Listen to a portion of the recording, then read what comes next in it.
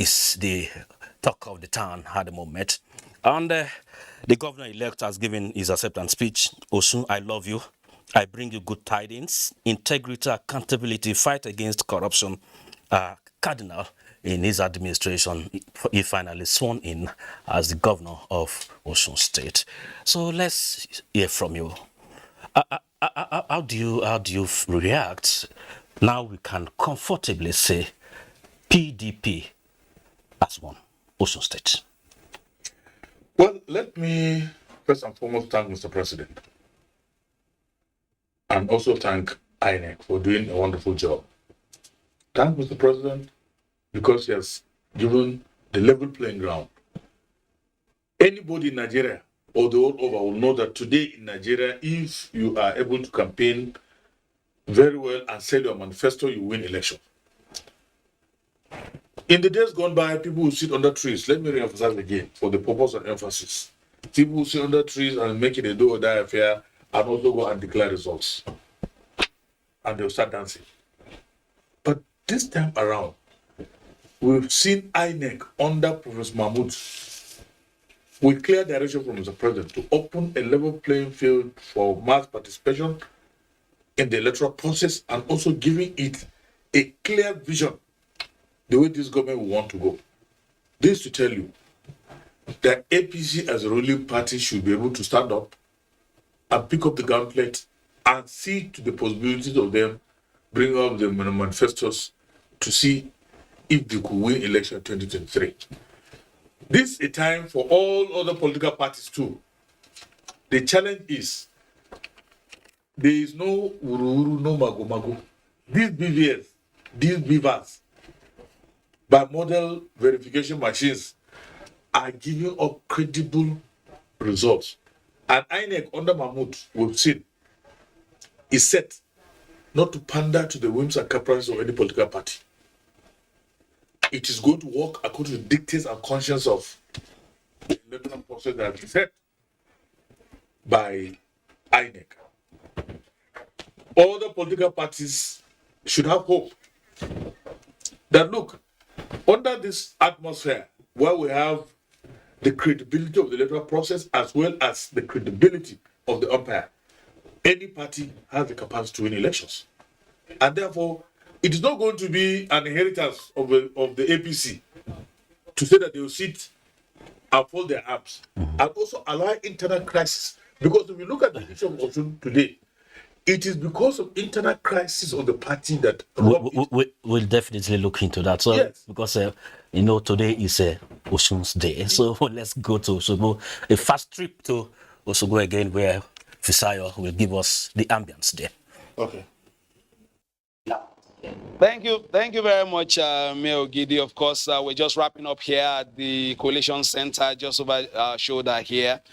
It's been a wonderful 3 days pre-election. Of course, we came a bit earlier, of course, to transmit some of the rallies before election day. And when we saw Osun State people come out to determine the course or destination of state for the next 4 years. Instead of using their fists, they have used their thumbs to put a finger on where they want to go. And the election management body, INEC, has done its best this time, and of course, probably also will improve on some aspects of the election management they noticed this time. Of course, after now, it will be time for the big one, which is next year, the general elections. Let me use this opportunity to thank my colleagues across the states in the different NTA stations scattered around Osun State, NTA Ife, NTA Osogbo, NTA Ibadan, all here for this one. And my colleagues, the ubiquitous Nnamdi Odipo, who's been sweating and having a vigil. Perhaps you deserve a cup of coffee after now. And Funke Bidamito as well, who has also been here. I think there's time now to go for the Sunday service. And of course, Mayor Ogidi, like I said earlier, Mayor Ogidi is not a mere presenter. Henry, John as well, Claire Adelabu Abrazak, who was absolutely clear yesterday. And our guests are from Yaga Africa, watch the vote, as well as election watchers all across the state that we spoke to. And of course, my reporters, some even still standing by in different parts to get reactions of other contestants as well, as far as this process is concerned. It is the election season. We move to the big one next year. As we always say, the right choice is the Nigerian Television Authority, Africa's largest and finest, where you get the undiluted signals and, of course, reports, news, reviews, previews, and interviews. As I always say, play your politics for the greater good. From us, it's bye-bye now. Thank you very much. That was quite interesting. And on our part here, let me take the closing remarks from my very good friend Bola Bakare. How do you react after the declaration? You have not made any statement. So how do you feel? Yeah, politics has played its part. Osun has decided. Just like the caption here says, Osun decides. The Osun people, they've decided, okay, Adeleke is going to be our governor come November 27. And that is the good thing about politics. Some you win, some you lose. Sure. There is no two ways around it. No two people will win that governorship. It has to be one person. But like my brother was trying to run an inference, when it comes to politicking, it's a game of numbers, really. And the thing is, you need to get your house in order. If your house is not in order, there is no way you are going to win. In 2018, it was a close call of 483 votes. That was the difference in between Oyetola and Adeleke. This year's 28,000. This year, it is 28,000. That is a convincing figure that the house is not in order. And if we have to say something, because we are all political animals, APC should go get his house together and be ready for the big one. That is quite interesting. And from Modibo, let's also hear from you. So that it's been a long night for us. Yeah, very quite a long one. So let's also hear from your closing thoughts. Let me join the rest of the world and the democratic space to congratulate the winner of this election, the dancing governor. Honestly, this is a wonderful election. I must comment, because honestly, I've been in sync and in tune with all the development on NTA. You've given us wonderful coverage right from inception of the electoral process, the analysis, the presenters, the reporters, and even the management has done exceedingly well in giving Nigerians the much needed information that has been able to educate people, that has been able to inform, that has been able to even set an agenda for Nigerians under the current democratic space. It's a commendable effort, and I commend you. I commend Mr. President for giving a level playing ground.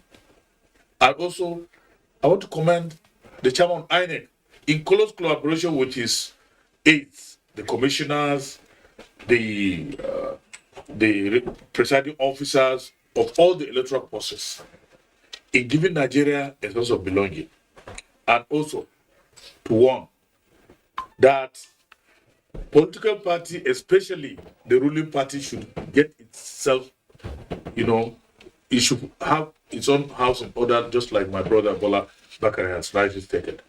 Because this is a house divided against itself. And any house that's divided against itself will definitely... I think they will go home with that lesson as well. Sure. And that is the much we can take on this Osun Decide. And let me just remind you that APC got 375,227 votes, PDP 403,371 votes, and that the difference here is 28,000 difference between APC and PDP. And let me also at this point remind you that the PVC is your power, and on the 31st of this month, the exercise will be suspended. So you have less than 2 weeks to get this, to decide who leads you in 2023. And also, INEC, the new Electoral Act, made it mandatory that if you sell your PVC, you pay 500,000 naira or 2 years imprisonment. Because President Buhari has signed the Electoral Act, he has done his part. The road is clear for all to decide who leads you. So you do your part, just as the president has done his part as well. My name is Mia Ogidi. Thanks for being with us. And on behalf of the crew, we say a big thank you for dedicating your time on your channel of choice. That is NTA, Africa's largest television network. Thank you.